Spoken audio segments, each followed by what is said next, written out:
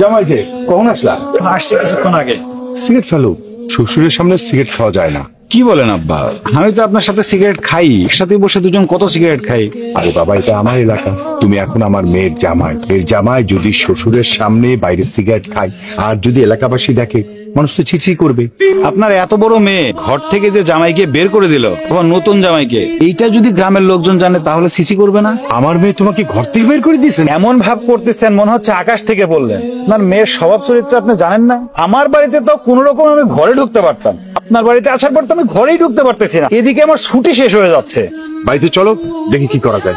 মাফ করেন, আমার জন্য আর কারো কিছু করতে হবে না, আমি এখন বাড়ি চলে যাব। জামাই বাবুজি, এটা তুমি কি বললা? সামান্য একটা কারণে তুমি বাড়িতে চলে যাবা? আমি বাজার করে নিয়ে আসছি, প্রয়োজনে আরো বাজার করবো। অল্প গুজব হবে, খাওয়া দাওয়া হবে, তারপর আমার মেয়েকে নিয়ে তুমি বাড়িতে চলে যাবা। আর আমি যে কি মুসিবতে আছি, আমার অফিসের ছুটি শেষ হয়ে যাচ্ছে, যা খাবার দরকার তাই খাইতে পারতেছি না, আর আসছে উনি আমার বাজার খাওয়াইতে। ভাবি, ওরে নিয়ে এসো কেন? আব্বা পাশের রুমে এরকম চিৎকার করলে আব্বা যদি শুনে কি মনে করবো?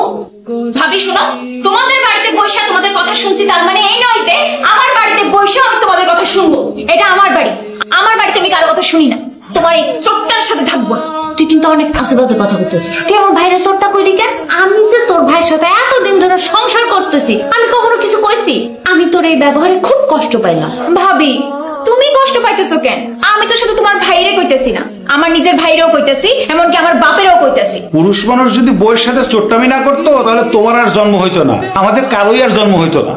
ভাবি, তোমার ভাই এসব কি উল্টাপাল্টা কথা কইতেছে? আমার মাথায় কিচ্ছু ঢুকতেছে না। এখন এরকম মাথা গরম করিস না, ও কিন্তু খুব রাগ হয়ে রয়েছে। ভালো ব্যবহার কইরা, ভালো কথা কইরা ও রাগ থামা।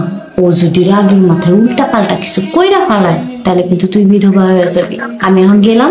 আপনি কি আমার সাথে রাগ করছেন? মনে হয় কাজ হইয়া গেছে। কি হইলো? কথা বলছেন না যে? রাগ করবো না তো কি করবো বলো?